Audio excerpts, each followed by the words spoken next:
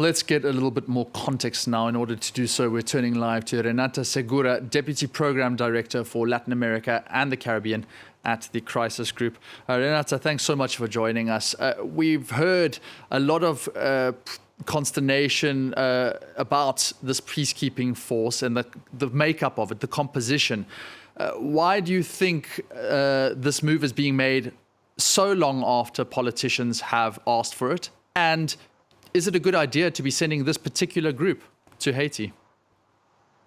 Well, for a long time, as you may know, the U.S., which was the main force behind the idea of sending troops, was trying to convince Canada and other countries that may have had a more prepared police force to come to Haiti, but they were unable to do so. So Kenya really was the first country that volunteered, accepted to lead the mission.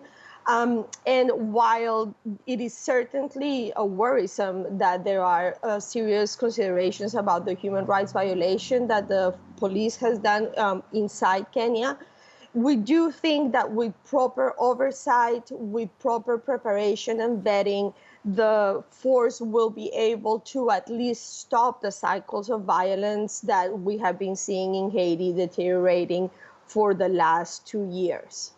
How exactly is this peacekeeping force going to be received, do you think, on the ground? People are already so weary with all the violence that's been going on. Is there hope? I think Haitians are very divided about the possibility of this mission changing things. And as you well know, there is a very complicated history of UN and other interventions in the past, which certainly gives reasons to those doubts. However, recent polls indicate that around 70% of Haitians do acknowledge that the Haitian National Police by itself will not be able to stop the violence. And there are definitely multiple sectors that are very pleased by the vote that happened yesterday. The main worry, however, is that key political actors, such as the Montana Agreement, which is a coalition of groups that have been in opposition to the government and others, are not yet happy to receive this mission because they see it as a possible tool of the current administration to prolong its stay in power. So at Crisis Group, we had been advocating for a political agreement that takes place before the troops arrive to guarantee the widest possibility for the mission to succeed.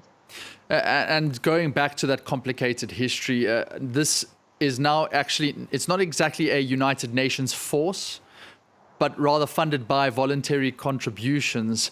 Is that going to be an important aspect of this aid going forward? Hugely important. Naturally, this mission is only going to succeed if it has enough people and the amount of resources that they need, which is not minimal.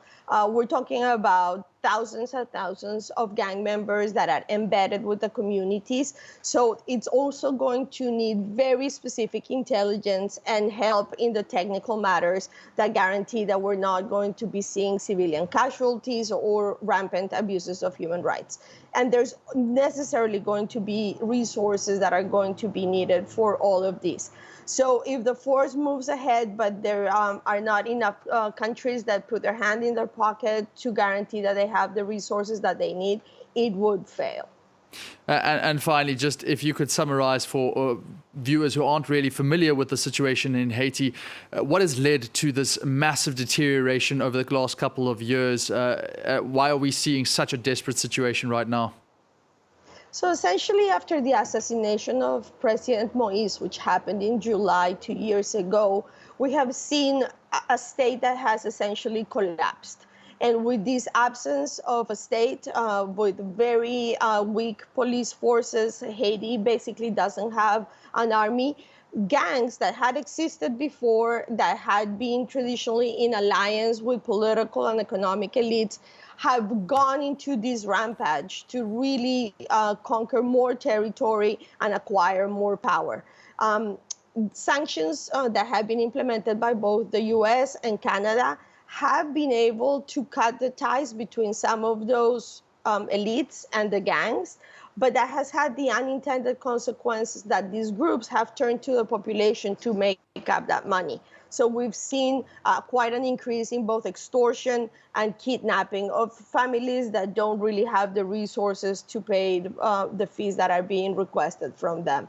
So what we're seeing right now, as the mandate passed this week in the UN, is that the gangs are trying to gather strength to be in the best possible state when the forces arrive. So we're likely going to see some time of ramping of violence.